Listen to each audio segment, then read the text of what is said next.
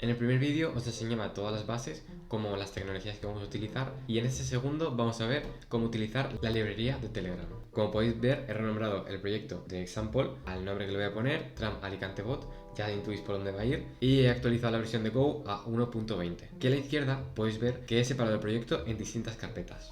Conforme avance el proyecto podéis ver el porqué de esta separación. Pero en lo que nos vamos a centrar hoy es en este paquete de aquí que le he llamado Telegram Bot. Si lo abrimos vemos que hay un archivo que se llama bot.go. Si vamos hacia abajo veremos una función que le he llamado run. Esta función tiene un código que es muy parecido al que ya vimos en la clase anterior, y para que hagáis una comparativa, este es más o menos el código que nos pone en la librería de ejemplo. Y aquí le he hecho unas pequeñas modificaciones que vamos a ir viendo muy rápidamente para entender de qué se trata. Y si vamos a la función main, que es donde se ejecuta el hilo principal de la aplicación, importo la librería Telegram Bot, que está dentro de mi proyecto, y la utilizo llamando a telegrambot.run, que sería la función que vamos a ver ahora. Como podemos ver, una de las diferencias que hay entre el archivo main.go y el archivo bot.go es que, para empezar, tenemos el package main, que es donde se ejecuta el hilo principal de la aplicación, y al mismo tiempo dentro de ella tenemos la función main. Y por otro lado tenemos bot.go, donde tenemos el package Telegram Bot, que lo estamos importando para poder hacer uso de él.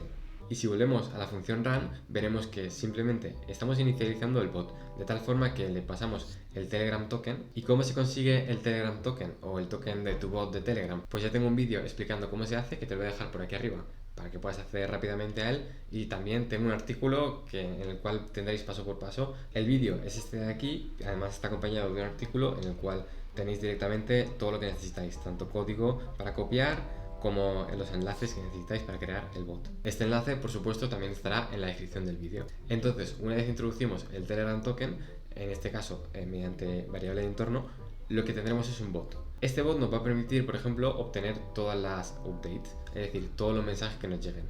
En Telegram hay muchos más tipos de mensajes que los mensajes de texto y mensajes de imágenes, por ejemplo, pero sin embargo vamos a centrarnos solo en los de texto para no liar más la cosa. Dentro del bucle donde ocurre toda la lógica de la aplicación, lo que hacemos es, lo primero de todo, como os he dicho, verificar que es un mensaje. Si no es un mensaje, es decir, es una actualización de otra cosa, ponemos continúe, y lo que pasa es que el for para ahí y ya va a la siguiente update, a la siguiente actualización. Lo siguiente que hago es conseguir el día actual y la hora actual, y luego veremos por qué. Esto no lo podemos saltar por ahora, y lo siguiente a lo que tenemos que prestar atención es esto de aquí. Si el mensaje es un comando, lo que vamos a hacer es responder al comando. Y por último, después de realizar la lógica de responder el comando, lo que vamos a hacer es enviar ese mensaje de texto. Aquí tenemos el texto, así que simplemente le haremos telegrambot API.newMessage, le cogemos el chat ID de la persona que nos ha hablado y le respondemos con ese mensaje. Si hasta ahora se os ha hecho un poco denso, tranquilos. Vamos a pasar a la práctica para que veamos qué significa lo que hemos visto en forma de código. Aquí tenéis el bot del que os hablaba. Como os he dicho, el bot responde a comandos. ¿Y cómo se envía un comando en Telegram? Pues empezando por barra. Por barra podemos hacer lo siguiente: pedir ayuda, que es lo que vamos a hacer primero, y ejecutar los siguientes comandos que veremos que hacen. En este caso pedimos ayuda y lo que nos responde automáticamente es cómo se utiliza el bot. Si por ejemplo le decimos al bot que nos diga las estaciones, podemos darle clic aquí y nos enviará las estaciones, o podemos poner barra estaciones y de nuevo nos enviará las estaciones. Es fascinante, ¿no? Con unas pocas líneas de código parece que hemos hecho un montón. Sin embargo, vamos a volver al código y vemos que es exactamente lo que está pasando. Si comenzamos al principio del bucle for del que hemos hablado antes, vemos que lo primero que hace es chequear si es un mensaje. Como no es nulo, pues sí que es un mensaje, así que podemos continuar con la ejecución. Calcula el día actual y la hora actual, que de momento no lo hemos utilizado, y además también esto de aquí que hemos dicho que lo veremos luego. Lo siguiente que hacemos es, se pregunta, ¿el mensaje es un comando? Como la respuesta es sí, va a ir a ejecutar response command. Utiliza toda la lógica que hay dentro del comando y después de recibir los textos, lo que va a hacer es enviarlos, tal cual lo habíamos dicho antes. Es mucho más sencillo ahora, ¿no? Entonces lo siguiente que vamos a hacer es ver un poco por encima qué lógica hay dentro de la función response command. Si vamos a ella, vemos que tiene lo siguiente: recibe un mensaje, recibe el día actual y la hora actual. Lo primero que vamos a hacer es obtener los argumentos del comando. Esto sería, por ejemplo, si yo utilizo ahora ayuda, cuando yo llamo a horario luceros, Horarios sería el comando y los argumentos sería lo que va después, en este caso el 0. Lo siguiente que pasa dentro de la función es que ejecutamos una sentencia switch. En este caso cogemos una variable, por ejemplo message.command, que es como hemos dicho que va a funcionar nuestra aplicación, y caso por caso ejecutamos una lógica. Si el comando es estaciones, como hemos visto antes, lo que hace es llamar a la función estación y la respuesta la añade a los textos que nos va a responder. En el caso de que el comando haya sido horarios, por ejemplo, como el que queríamos ver ahora, vemos si los argumentos que hemos obtenido en la primera línea es vacío. En este caso, si los argumentos es vacío, lo que hacemos es directamente enviar un mensaje de error. Oye, el formato correcto para llamar comando horarios es este. Y de esta forma el usuario la siguiente vez lo podrá ver y hacer directamente. Si efectivamente los argumentos eran vacíos, lo que hacemos es un break, que básicamente el break lo que hace es salirse del switch. Sin embargo, si no entra dentro de la ejecución del args igual a vacío, lo que vas a hacer es llamar a la función horarios.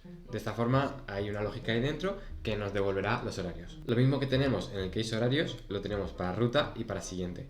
Y por último, dentro del switch siempre tenemos o podemos tener un caso default. Default es, si no haces caso al caso 1, caso 2, caso 3, pues vamos a la sentencia default.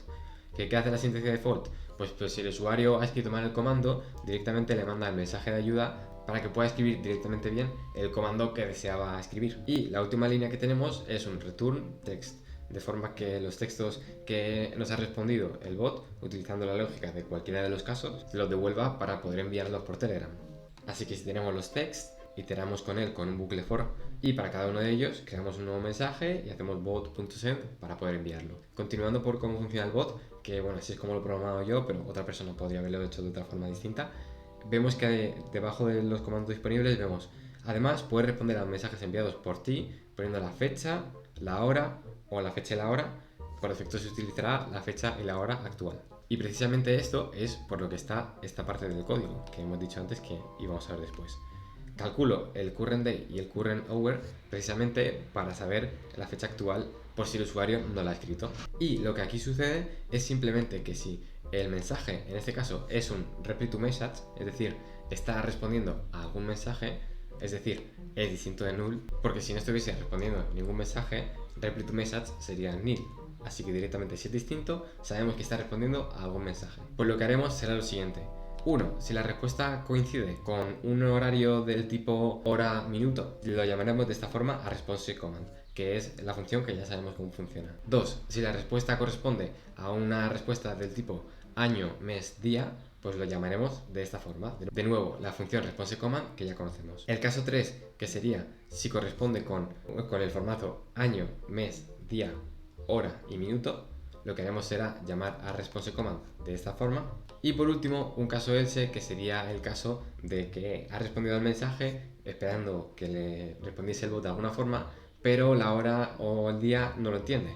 Así que en este caso diríamos, no entiendo la fecha que me has enviado, debe estar en formato tal. Con esto lo que conseguimos es que todo el flujo de la aplicación lo tengamos encapsulado en la lógica de response command. Y como response command va a necesitar una hora y un día, o cualquiera de las dos cosas, o ninguna de las dos cosas, como este caso de estaciones en el que no necesitas saber la hora y el día, calculamos primero la hora y el día actual, y si lo que queremos es que responda los horarios de cualquier otro día o de una hora futura o pasada, lo que haremos será simplemente coger la hora que nos ha dicho el usuario, chequear que esa hora está en un buen formato y ejecutar la misma lógica de response command. Por último, como no quiero que se alargue más el vídeo, simplemente os voy a explicar cómo funciona la función estaciones, que es la más sencilla de todas, porque por otro lado tenemos horarios, etcétera, que esas son un poquito más complicadas y las dejaremos para futuros vídeos. Como ya hemos dicho antes, hemos dividido la aplicación en paquetes. En este caso, el paquete stations es el que nos va a devolver la lógica de las estaciones. Y dentro del paquete stations, ¿qué tenemos? La función allStations, que nos devuelve un array de estaciones. Pues muy sencillo.